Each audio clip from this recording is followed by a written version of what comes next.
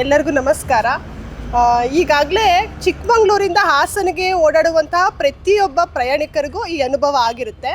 ಈ ಅನುಭವ ನಮ್ಮ ಕನ್ನಡ ಸೇನೆಯ ರಾಜ್ಯಾಧ್ಯಕ್ಷರಾದಂತಹ KR ಕುಮಾರಣ್ಣವರಿಗೆ ಕಳೆದ ತಿಂಗಳಲ್ಲಿ ನಮ್ಮ ಕಾರ್ಯಕ್ರಮಕ್ಕೆ ಬಂದಂಥ ಸಂದರ್ಭದಲ್ಲಿ ಆಗಿದ್ದಕ್ಕೆ ಈಗ ಒಂದು ತಿಂಗಳ ನಂತರ ಮತ್ತೆ ನಮ್ಮ ಕಾರ್ಯಕ್ರಮಕ್ಕೆ ಚಿಕ್ಕಮಗಳೂರಿಗೆ ಬರಬೇಕಿದ್ರೆ ನಾವೇ ಎಲ್ಲ ಪದಾಧಿಕಾರಿಗಳು, ರಾಜ್ಯಾಧ್ಯಕ್ಷರು, ಜಿಲ್ಲಾಧ್ಯಕ್ಷರ ನೇತೃತ್ವದಲ್ಲಿ ಒಂದು ಸಭೆಯನ್ನು ಕರೆದು ಆ ಸಭೆಯಲ್ಲಿ ಒಂದು ಒಮ್ಮತದ ತೀರ್ಮಾನ ತಗೊಳ್ತೀವಿ.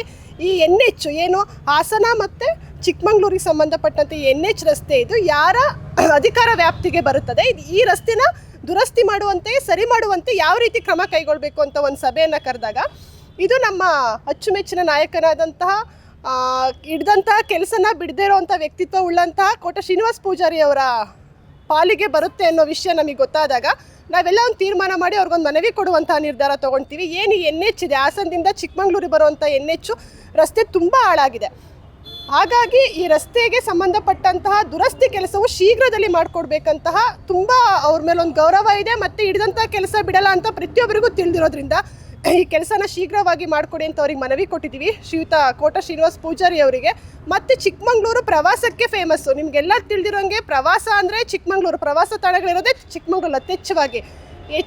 ತುಂಬ ಜನ ಪ್ರವಾಸಕ್ಕೆ ಬರ್ತಾರೆ. ಅವ್ರಿಗೆ ಯಾವುದೇ ರೀತಿ ಮುಜುಗರ ಆಗೋದು ಬೇಡ. ನಾಳೆ ದಿನ ಬೇರೆ ಬೇರೆ ತೊಂದರೆಗಳು, ಅಪಘಾತಗಳಾಗುವ ಸಂಭವ ಬರ್ಬೋದು. ಹಾಗಾಗಿ ಶ್ರೀಯುತ ಕೋಟ ಶ್ರೀನಿವಾಸ ಪೂಜಾರಿ ಅವರಲ್ಲಿ ಇಡೀ ಕನ್ನಡ ಸೇನೆ ಕರ್ನಾಟಕದ ವತಿಯಿಂದ ಮನವಿ ಮಾಡ್ತಿದ್ದೀವಿ. ದಯವಿಟ್ಟು ಸರ್ ಈ ವಿಷಯಕ್ಕೆ ಸಂಬಂಧಪಟ್ಟಂಥ ಮನವಿಯನ್ನು ನೀವು ಶೀಘ್ರವಾಗಿ ಗಮನ ತಗೊಂಡು ಇದಕ್ಕೆ ಸಂಬಂಧಪಟ್ಟಂಥ ಕೆಲಸ ಕಾರ್ಯಗಳಲ್ಲಿ ಶೀಘ್ರವಾಗಿ ಮಾಡುವಂತೆ ಅವ್ರನ್ನ ಒತ್ತಾಯ ಮಾಡ್ತಾ ಇದ್ದೀವಿ.